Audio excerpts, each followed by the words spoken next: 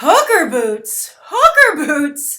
That is a very interesting choice, but not a surprising one when you consider the source, Zack Snyder. Also, as you can see, Wonder Woman is fighting in a very hot environment, but also apparently a very humid one, and she hasn't used the right hair products. Yes, as a female moviegoer, those are the first two things I notice. Shoes and hair. Guys, what catches your eye right away as you see Gal Gadot? Yes, that's the correct pronunciation of her name. Some of you were telling me I'm supposed to drop the T, but I did initially, and then some of our friends in Israel who watched the show pointed out that the correct pronunciation of an Israeli name, such as hers, is Gal Gadot. So this is her as Wonder Woman. So I'm wondering what catches your eye. A lot of interesting choices here. It doesn't look quite as professional as a costume, I think, as what we've been seeing is of Batman and Superman. This looks a little Party City to me. You know when they say sexy vampire or sexy witch, and sexy is a euphemism for trampy? I kind of see shades of that here. But you know what I have to say? Beyond the costume, and this is good, what I most recognize after the first two initial shoe and hair thoughts is how cool Gal Gadot looks. She's bringing it, and that's, I think, the most important thing. Forget what she's wearing. Is she a good Diana? Is she a good Wonder Woman? And I think it looks like she means business. We had this big discussion just yesterday about, Elizabeth Olsen's Scarlet Witch versus Scarlett Johansson's Black Widow, the differences in their characters and how one seemed more concerned with her, how she looked than the other. And I think that, besides her not really taking good care of her hair, I think clearly this Wonder Woman has other things on her mind as to whether or not she looks good. And that's fantastic. And I think when you hear model turned actress, your mind goes to dark places, especially with the character that's so beloved and so tricky. But I think that despite her background, Gal Gadot is reminding us of why she was picked and how good she's been in the Fast and Furious movies, where that did not come into play, her model background. So I love that. I also like the makeup choice. Again, things that a female viewer would notice. She clearly is wearing makeup, but it's not overpowering. Again, this is a Wonder Woman who doesn't spend a lot of time in front of the mirror. Although, I do have to say, as a producer, I would be like, we got to fix the hair, because you can see the unfortunate backlighting problem that's creating with this haze. This is something that any woman, who's on camera, any camera, I have come to pay a lot of attention to my hair, as you might have noticed if you've watched the show over the long term. I have a blowout budget. Thankfully, I can write it off. But it's expensive to maintain your hair and difficult, so I feel her pain, but I think she's got to get on top of this. And at least the producers do, because I think it might be distracting in the movie. The other thing that's distracting me, this hair is killing me. She doesn't have enough volume in the top. It's creating a flat top look. Guys, you might be wondering, who cares, Grace? Who cares about the hair? And I'm telling you, great looking hair might look effortless, but it's not effortless. And Gal Gadot isn't getting the support from her hair team that she needs. She needs a lot more volume on top to kind of compensate for this tiara, which is bringing the top of her head down a little bit and making her look a little bit like she has a flat top. I like the fact that the diamond shape draws attention to her eyes. How refreshing is that? Usually when it comes to a female character like this, the attention is brought everywhere but the face. But I think a lot of attention, even the lighting too, is with the face. And also to Gal Gadot's credit, and to whoever took this photo, and to Zack Snyder as well, she's not giving you that infamous TNA shot from the comics, butt out, chest out. She's standing there like she means business. But, even though she's not concerned with being attractive herself or looking good, she still does look nice, which I think is important for both male and female viewers. Everybody likes to look good. Women want to have a hero that looks good, and guys want eye candy. And I think this costume does a very good job, or as good a job as it can, of satisfying both parties. And that's really what I think the heart of the problem with Wonder Woman. She needs to appeal to women, and she needs to appeal to men, while doing something that could really kind of potentially annoy both parties. In the men's section, it's annoying that she's a feminist. They would say super feminist. We would just say feminist. And then I think to women, she has the potential to be annoying if she's voguing, if she's trying too hard to be the sexy member of the Trinity. So let's go to this costume.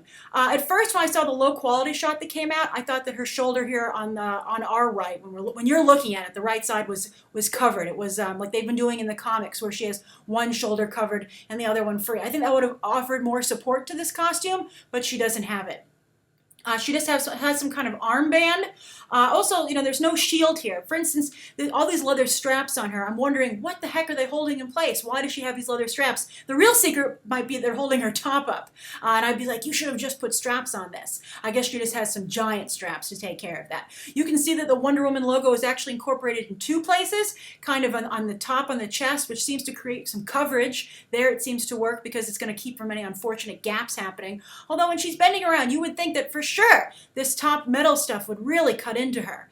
But then also she has kind of like a reverse tramp stamp right above her, right on her crotch actually, with the other W, which, I guess that might be one concession to the male audience. Now, the other thing is that I would have gotten away with this skirt. I know I've made a big thing about, will Wonder Woman wear pants? And clearly she's not going to wear pants.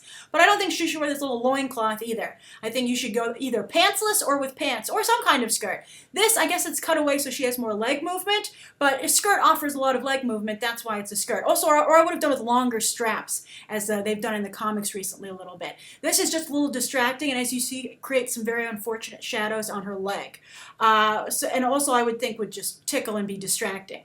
So anyway, you have a lot of leather incorporated here, but I will say that while this is very form-fitting, which is good, that's the one thing I think we've talked a lot about, how it's good to, a form-fitting costume makes both parties happy. It leaves little to the imagination in terms of shape, but it offers the coverage you think someone fighting crime would need. And I think to the credit of this costume, it seems to really show, be skin tight. It's believable that it offers her some protection with this armor plating.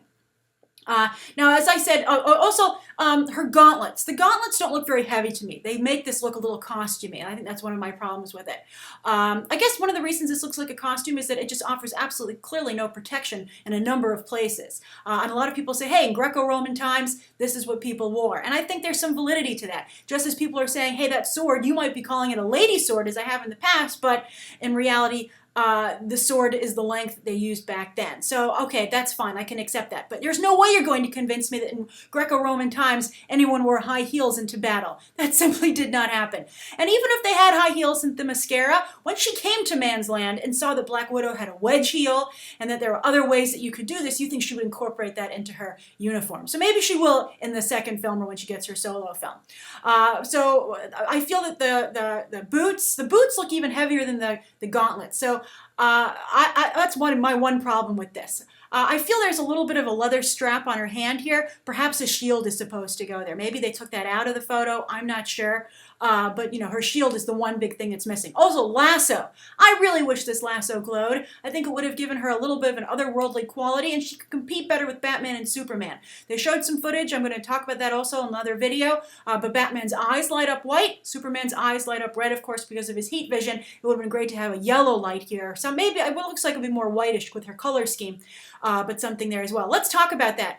There's some red tinge here a little bit, but gone is the American flag incorporation. And I'm wondering if you're going to see Superman's costume start to be bleached out as well. And you've seen the stars removed largely from Captain America's costume with an A now on his shoulder. I think this is all very interesting to see as global box office becomes so important, moving away from that.